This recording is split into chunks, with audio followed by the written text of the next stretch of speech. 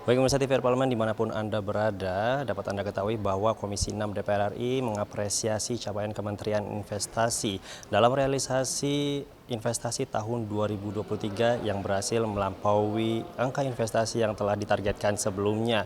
Dan realisasi investasi sepanjang 2023 yakni sebesar 1.418,9 triliun rupiah, di mana capaian tersebut melampaui target sebesar 101,3% yang sebelumnya ditetapkan sebesar 1.400 triliun rupiah dengan total penyerapan tenaga kerja sebanyak 1,8 juta orang. Dan bisa melihat capaian tersebut, anggota Komisi 6 DPR RI Dedi Yefri Hanteru Sitorus mengingatkan Kementerian Investasi agar tidak hanya mengandalkan sumber daya alam dalam investasi. Dan bisa berikut cuplikannya. Sudah banyak teman-teman bicara, tapi saya kira saya mau lebih banyak sedikit ke hal-hal yang bersifat fundamental dan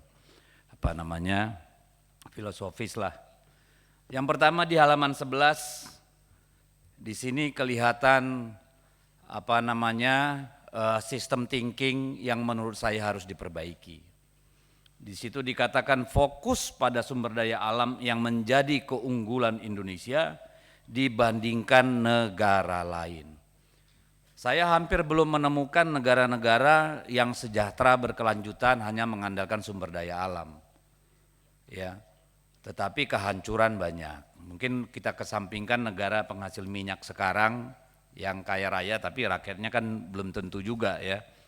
Jadi kalau back of mind-nya yang bisa kita andalkan untuk kemajuan kita itu hanya sumber daya alam, Pak, kita bisa cilaka, Pak. Karena semua sumber daya alam kita itu pasti akan habis. Nikel berapa tahun akan habis, batu bara berapa tahun akan habis, boksit berapa lama. Jadi saya kira mindsetnya harus dirubah. Bahwa investasi itu adalah modal dasar pembangunan nasional. Dengan begitu kita menggunakannya secara hati-hati. Tidak saja untuk kepentingan manusia yang hidup pada hari ini, tapi anak-anak cucu kita yang kemudian juga membutuhkannya.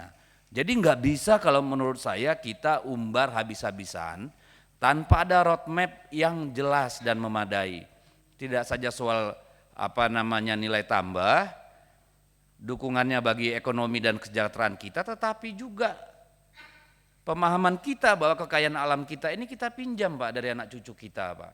Jadi kita nggak bisa semena-mena gitu. Itu yang pertama.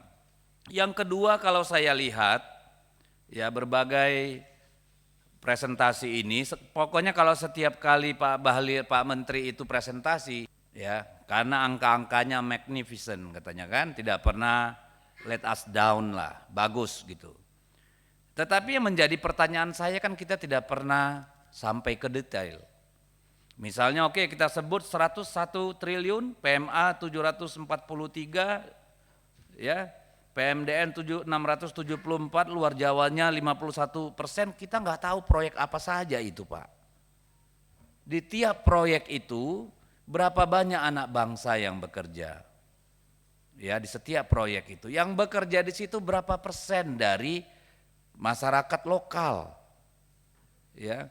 Sehingga kita bisa dengan percaya diri mengatakan kami bawa investasi untuk memakmurkan mereka yang ada di sana sejak leluhurnya ada di tempat itu. Kalau dari sisi aturan sudah, saya kira Pak Bahlil berkali-kali menyebut itu. Tetapi realitanya seperti apa kita nggak pernah tahu, Pak Bahlil.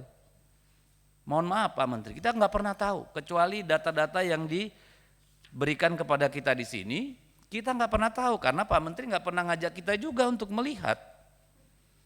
Kita nggak tahu tuh EV baterai dengan CATL dan LG kayak apa. Padahal bukan kita lah, Presiden, Capres, Cawapres kemarin kan selalu mengutarakan hal itu.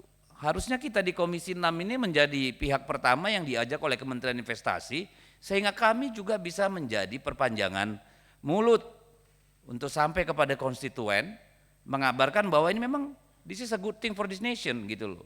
Ini kita nggak pernah.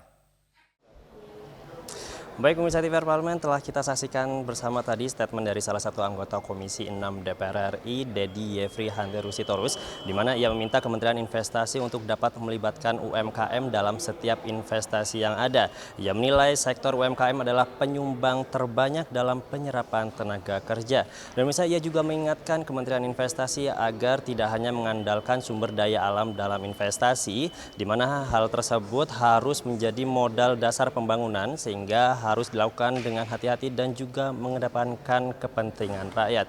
Sekian yang dapat kami laporkan, kembali ke studio.